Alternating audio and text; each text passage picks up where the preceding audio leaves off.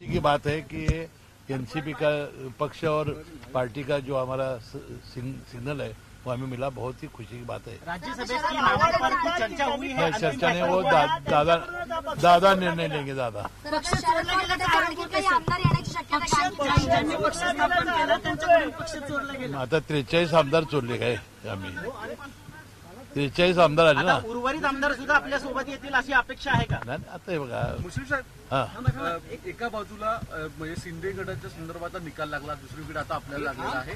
पण आपले जे दुसऱ्या गटाचे जे लोक आहेत त्यांचा वारंवार असाच परत आरोप येतोय की ही गोष्ट नाही. आता आमच्या याच्यामध्ये आणि त्यांच्या याच्यामध्ये फार फरक होता. सुप्रीम कोर्टाने त्यांच्यावर काही निर्णय दिले होते, आमच्यामध्ये काही निर्णय दिला होता.